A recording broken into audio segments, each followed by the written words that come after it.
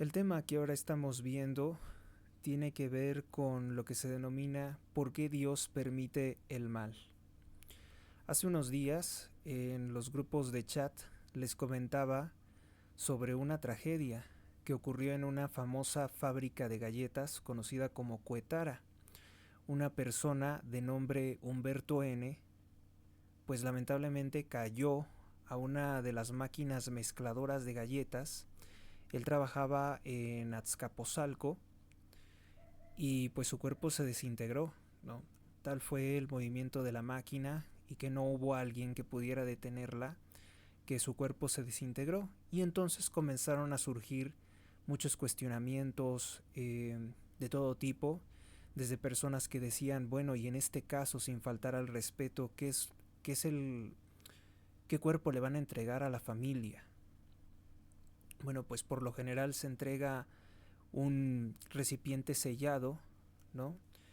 Y pues se realiza todo lo que se tenga que hacer con ceremonia religiosa y puede ser sepultado o puede ser cremado.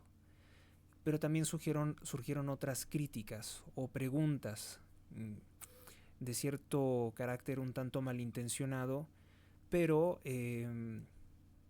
que cuando hay personas que realmente quieren recibir una respuesta de forma sincera, vale mucho la pena prestarles atención. Son preguntas importantes, son las preguntas difíciles, donde hay cosas interesantes que responder. Algunas personas cuestionaban severamente que por qué Dios no evitó eso, que por qué Dios no evitó que Humberto N, que en paz descanse, tuviera pues un final tan terrible. Algunos dicen un final tan doloroso, tan espantoso, ¿no? Eh, Ser procesado, ser su cuerpo destruido por una máquina mezcladora de galletas, una especie de molino, este, un molino automatizado. Y entonces hay que responder varios puntos en esto, ¿no? Yo me di a la tarea de comenzar a leer detenidamente pues distintas fuentes de las explicaciones que ha dado el ministerio, eh, el cuerpo filosófico pensante, para dirimir esta clase de situaciones en la iglesia. Porque la iglesia sí tiene respuestas, pero hay que buscarlas. Se nos comenta que dentro de las libertades que da Dios está el libre albedrío y que Dios no tiene influencia sobre las cosas del mundo debido a la ley de la causa y el efecto. Hay una línea de responsabilidades de personas que están previas hasta llegar a la máxima autoridad del universo, que es Dios. Desde la persona que a lo mejor pudo haber cometido un acto irresponsable de estar tratando con una máquina de estas características sin tener a alguien que le estuviera cuidando, sin tener a alguien que estuviera colaborando con él en ese momento. Eso lo tendrá que aclarar la investigación. Otra responsabilidad muy importante es de la empresa. La empresa no buscó mecanismos de protección, no previó, no pudo predecir que esta clase de cosas pudieran pasar en su fábrica. Tienen una responsabilidad, incluso la responsabilidad legal puede recaer sobre ellos en gran medida.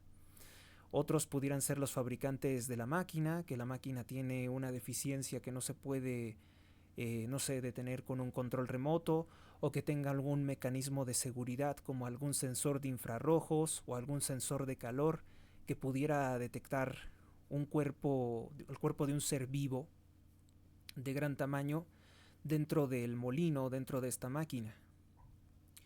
Las responsabilidades, como podemos ver, son variadas. Cada persona que se ve involucrada en ello tiene libre albedrío y tiene distintos grados de responsabilidad. Ahora, ¿por qué Cristo salvó a este hombre? ¿O por qué Cristo pudo haber salvado a este hombre? ¿Por qué salva a los hombres que creen en Él?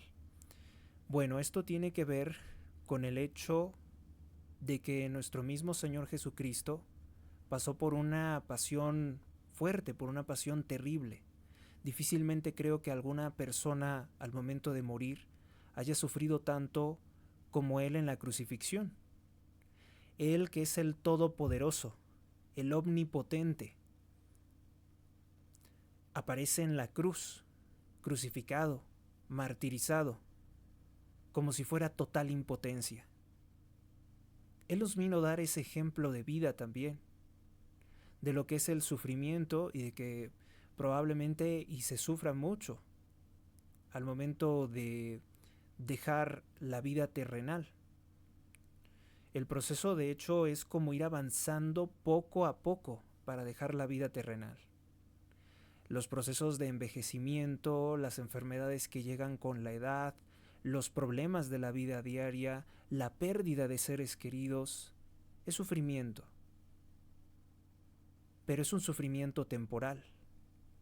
Todo en la vida pasa, tanto lo bueno como lo malo. Y nos alegramos cuando pasa lo malo. Así, a los 3 días vino la resurrección de Cristo para una vida eterna. Entonces la promesa de Cristo es rescatar nuestra alma para la vida eterna. Y en los momentos difíciles, en los momentos de martirio o de sufrimiento, acompañarnos. Yo espero de todo corazón que en el caso de Humberto, en ese momento difícil, haya pensado en Dios, haya encomendado su espíritu a Dios, así como Cristo dijo: Padre, en tus manos encomiendo mi espíritu. Dios, por tanto, no tiene control sobre las cosas que se generan por causa y efecto en el mundo. Eso es muy importante determinarlo, porque además, eventualmente todos estamos en proceso de que algún día va a llegar el momento en el que vamos a dejar de vivir.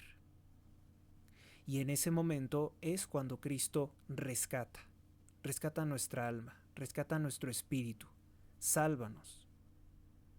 Porque por el pecado original no hay posibilidad de evitar ese momento que puede llegar, esperemos que no, mañana, pasado mañana, en 40 años, en 50 años, no lo sabemos. Pero también tenemos que ponernos a pensar en que se dice que esto es un problema que se conoce como un misterio, el misterio de iniquidad. Se nos habla mucho del misterio de iniquidad al momento de decir que por más que nosotros demos argumentaciones filosóficas, el origen del mal o por qué se permite el mal por parte de Dios no queda del todo justificado. Yo digo que sí queda. Los ateos sobre todo han manejado los argumentos de Epicuro, ¿no? Ellos han dicho que Dios no puede existir, que porque si permite el mal, pues entonces, ¿cómo? Si Dios es bueno, pues entonces si permite el mal y podría evitarlo, pues entonces es perverso. Pero si no puede evitar el mal, aunque quisiera, pues entonces no es todopoderoso y entonces no es Dios bueno, no es Dios propiamente. Este tipo de argumentaciones son falacias porque ¿quién está estableciendo esas reglas? ¿Quién está estableciendo esos condicionamientos? Pues una mente limitada como fue la mente de Epicuro. Pero el Dios objetivo, el Dios real, no se rige por esa clase de axiomas o por esa clase de reglas condicionantes. De hecho, todo parece ser dos caras de una misma moneda. Porque Dios, la mayoría de las veces, encuentra de cualquier mal, de cualquier aparente mal, uno por muy grande que sea, sacar u obtener, sería la palabra más correcta, el mayor bien posible, a pesar de lo desolador que puede ser el mal. Díganme ustedes qué puede ser más terrible que lo que le ocurrió a nuestro Señor Jesucristo. ¿Quién ha sufrido más que esa pasión de ser martirizado de esa forma? Y no solamente ser martirizado de esa forma, sino acosado por el demonio, por las tentaciones del mundo, acosado por los hombres que lo humillan, que le escupen, que lo golpean, que lo martirizan, ser llevado a la cruz, ser crucificado, obligado a cargar su propia cruz. O, bueno, de hecho hay cosas muy interesantes sobre lo de la cruz, porque se habla de que probablemente ya él cargó no la cruz completa, sino un madero muy pesado, que es el madero occidental, perdón, el madero horizontal es lo que quise decir. Son clase de detalles que no vienen en la Sagrada Escritura, pero que algunos carismáticos, alguna especie de, algunos lo entenderían como un vidente, pero carismáticos cristianos han dicho que fue distinto el proceso, ¿no? Al menos en lo que se refiere a eso. Y hay cosas muy interesantes al momento de pensar que de todo ese mal, de todo eso que parecía completamente injusto, posteriormente viene el bien, el don supremo de la vida eterna después de la resurrección. Todo lo que aparece malo hoy ante nuestros ojos en el mundo no es más que algo temporal, no es eterno. Tanto lo bueno como lo malo ha de pasar. Y la promesa de Cristo es la resurrección. Por tanto, de lo que es el aparente mal, finalmente podemos inteligir que por más duradero que pueda parecer, que por más extendido en el tiempo que sea, habrá una definitiva derrota del mismo. Y esa derrota del mismo abrirá a un nuevo orden de cosas, la purificación de este mundo a un orden perfecto y eterno, así como lo es Dios. Creo que eso en gran medida puede decirnos que como tal hablar de un misterio de iniquidad que fuera completamente inexplicable o que fuera Dios completamente permisible de las cosas malas, no es así. Son cosas temporales y Dios salva siempre, siempre. Aquellos que lo deciden así por acción de libre albedrío, Cristo estará con ellos, acompañándolos en los momentos más difíciles de esta vida.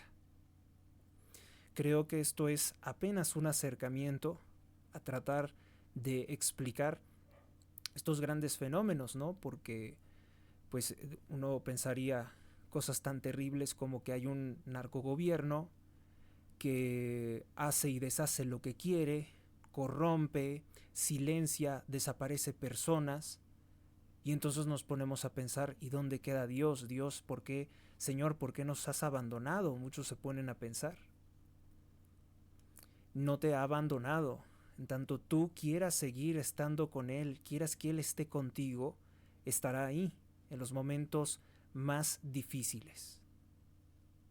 En los momentos que también son una especie de prueba de qué tanto tú te encomiendas, tú pides la gracia de Dios para que Él esté contigo.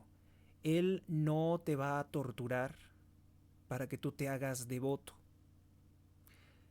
La consecuencia lógica de nuestras malas acciones es el sufrimiento, como la consecuencia lógica del pecado original ha sido la muerte. Dios nos dio la capacidad de elegir. Esa capacidad de elegir es como darnos la mayoría de edad. Tú tienes la mayoría de edad. Tú eres libre, pero esa libertad tiene también la obligación de hacerte cargo de todas las cosas malas y de todas las consecuencias indeseables que tengan tus malas acciones. Esa es, yo también creo que una de las fuentes u orígenes del mal. Y hay muchas formas de pecar, ¿no? Hablábamos de un pensamiento malo, de una acción, pero también de una omisión. Al momento de ser permisivos, al momento de no hacernos responsables de también el mal de los otros que nosotros pudiéramos estar evitando y que por alguna razón no lo hemos hecho, no lo hemos querido hacer, no hemos dedicado el tiempo necesario para oponernos a un mal que a lo mejor organizadamente hubiéramos podido frenar a buen momento. O cosas que no están en nuestras manos y que finalmente por la acción de una mayoría perversa o mal informada se está cometiendo. Bueno, también habrá formas de mitigar el mal que se esté cometiendo por parte de cosas y de individuos que a lo mejor no podemos frenar o no podemos evitar. De todo ese mal, Dios nos promete que Él va a traer un mayor bien. Esa también es una buena promesa. Es una de las maravillosas promesas. Es una, podríamos decirlo, hasta una bienaventuranza de Dios. No hay nada que no tenga sentido. Todo está hecho con amor, todo está hecho con caridad, para precisamente obtener el mayor bien posible. Y algunas veces se dirá, entonces, ante unos males que parecen tan enormes, puede haber un mayor bien en la salvación de las almas, en el cambio de una forma de ver el mundo, en el surgimiento de una respuesta natural de defensa. Sabemos, un cambio de ideas, un cambio de paradigmas. Las cosas que ocurren nos hablan de un proceso, hasta cierto punto podremos decir, de evolución, de transformación del espíritu humano. Y ese es, yo creo que el tema que pues vamos a comenzar también a tratar de comprender y analizar en mayor profundidad, desde una posición muy sincera, muy honesta. Espero también sus comentarios. ¿Qué les parece este tema?